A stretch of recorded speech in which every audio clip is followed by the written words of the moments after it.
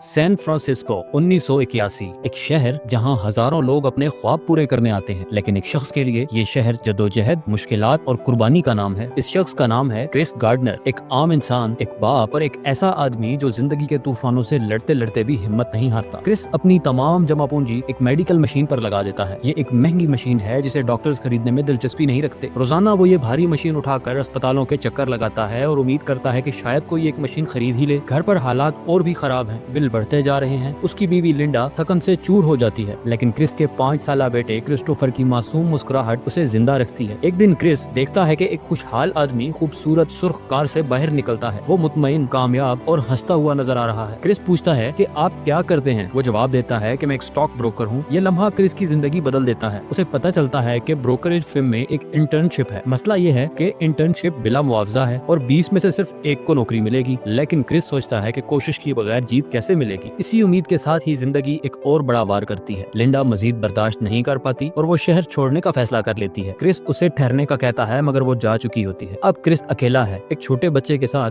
उन तमाम ख्वाबों के साथ और ऐसे हालात में जहाँ एक वक्त का खाना भी मुश्किल हो गया है। लेकिन वो हार नहीं मानता। क्रिस अपनी सच्चाई, मेहनत और एतमाद से ब्रोकरेज फर्म को कायल कर लेता है कि वो उसे इंटर्न रख लें। लेकिन असल जंग अब शुरू होती है। बाकी उम्मीदवार आला तालीम याफ्ता हैं, जबकि क्रिस के पास न वक्त है न वसाइल। दफ्तर के बाद वो स्कैनर बेचता है, अपने बेटे की देखभाल करता है और रात देर तक स्टॉक मार्केट समझने की कोशिश करता है। उसका हर दिन एक दौड़ बन जाता है, वक्त के खिलाफ, भूख के खिलाफ और किस्मत के खिलाफ। फिर सबसे बड़ा धचका लगता है। किराया अदा न करने की वजह से क्रिस और उसका बेटा घर से बेदखल कर दिए जाते हैं। पहले वो मोटेल में रहते हैं, फिर सरकारी शेल्टर्स में, और एक इंतहाई दिल तोड़ देने वाले मंजर में क्रिस और उसका बेटा सबवे के बाथरूम में रात गुजारते हैं। क्रिस दरवाजा पकड़े बैठा रोता है, लेकिन अपने बच्चे को सीने से लगाकर तसल्ली देता रहता है। अगली सुबह वो वही कपड़े पहनकर ऑफिस जाता है, जैसे कुछ हुआ ही ना हो, और कोई नहीं जानता कि वो रात कहाँ गुजारता है। इंटर्नशिप खत्म होने के करीब है। क्रिस थक चुका है, लेकिन हिम्मत नहीं हारी। उसे नहीं पता कि उसकी जगह पक्की हुई या नहीं। आखिरी इंटरव्यू में वो बैठा है, अंदर से टूटा हुआ, लेकिन उसका चेहरा पूरा एतमाद है। मैनेजर उसकी कारकर्दगी, मेहनत और दबाव में काम करने की सलाहियत के बारे में बात करते हैं, लेकिन नतीजा उसे अभी तक नहीं बताया जाता। आखिरकार क्रिस को दफ्तर में बुलाया जाता है। मैनेजर मुस्कुराते हुए कहता है, क्रिस, अगर तुम कल आओ तो हम खुश होंगे। ये जुमला सुनकर क्रिस की दुनिया बदल जाती है। उसकी आंखों से आंसू निकल पड़ते हैं, लेकिन वो अपने जज्बात को छुपाने की कोशिश करता है। वो दफ्तर से बाहर आता है, खुशी से कांपता हुआ, और सीधा अपने बेटे के पास जाता है। उसे गोद में उठाकर कहता है, वी मेड इट, हम कामयाब हो गए। फिल्म के आखिर में क्रिस अपने बेटे का हाथ पकड़े शहर की सड़कों पर चल रहा होता है, लेकिन इस बार उसके दिल में एक उम्मीद होती है। बेघरी से ब्रोकर बनने का सफर साबित करता है कि खुशी खुद चलकर नहीं आती, उसे पाना पड़ता है, लड़कर, जद्दोजहद से। असल जिंदगी में क्रिस गार्डनर एक कामयाब करोड़पति बने, स्पीकर बने, और आज भी लोगों को ये सबक देते हैं कि चाहे हालात कितने ही बुरे क्यों ना हो, कोशिश कभी नहीं छोड़नी चाहिए।